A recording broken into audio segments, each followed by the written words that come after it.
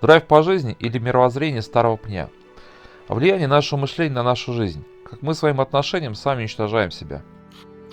Скорее бы весна, рыбалка и дача.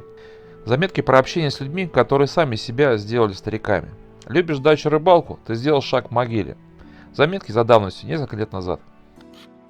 История про мировоззрение за номером раз. Как-то раз долго общался с знакомым. Мы ездили по работе, и нам предстояло провести в одном авто пару тысяч км. Поскольку я за рулем, авто мое, да и рассказывать я люблю, то и тему для общения выбирать мне. Ну и большую часть пути мы поговорили про другие страны, иные миры и путешествия. А в какой-то момент он смотрит на меня с нескрываемой завистью. Тебе хорошо, ты молодой, не женат, а я ладно, теперь уже не судьба. И тут нюанс. Мне на тот момент было примерно 40, а ему где-то 32-35. Я не женат, детей нет. Он женат, да и двое детей. Знакомый моложе меня на 5 или 7 лет, но смотрит на меня как на более молодого. Я живу, строю и реализую планы. Он доживает. Хотя тоже вроде хотел бы взлететь, но институт, экзамен, сессия. При том, что в плане работы я загружен больше, чем он, раз так 10. Просто отношение к жизни у меня другое. История про мировоззрение за номером 2.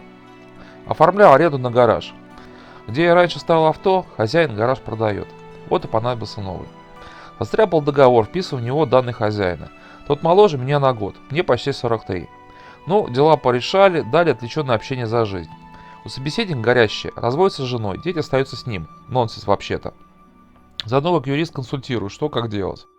Он разговаривает между делом. Да ну чего мне старику надо? 42 года мужику, старик. Мне про Таиланд.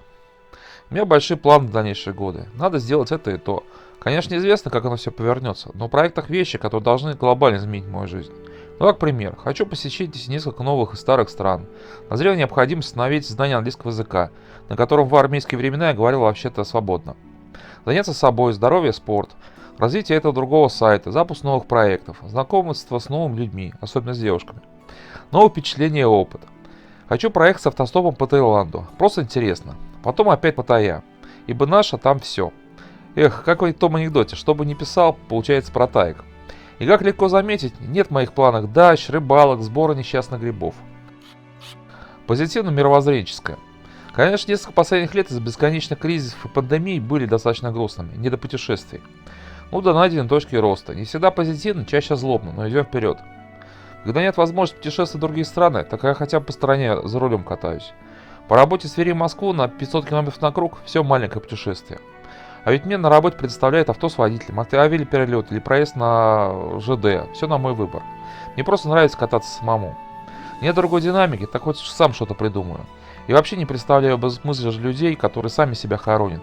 В особенно молодом-то возрасте. Когда единственная радость – вечером телевизор, а в пятницу дача. Понятно, что с годами мы не молодеем. Но наше мировоззрение, стремление к новому и желание это новое воспринимать – все зависит только от нас. Возраст – это ведь не только замедляющийся обмен веществ. Еще у нас появляются новые возможности. Используем мы их или нет, только лишь наш выбор. Отлично помню, как в 19 лет для меня поездка за границу была сродни полету на Луну. Сейчас же я в очередной раз приезжаю в Паттайю как к себе домой. Наверное, все-таки лучше, как сейчас. И вот мы стоим перед непростым выбором. Драйв по жизни или мировоззрение старого пня? Красная таблетка или синяя?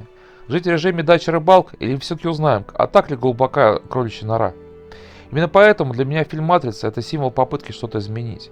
Даже если в итоге сдохнешь, по крайней мере ты попытался. Кстати, все равно живым из этой жизни никто не ушел. Так что если тебе вдруг пришла безумная мысль сделать что-то безумное, не сомневайся, делай. Именно сегодня отличный день для безумия. С вами был Серпень. Благодарим за просмотр. Оставайтесь с нами и до новых встреч.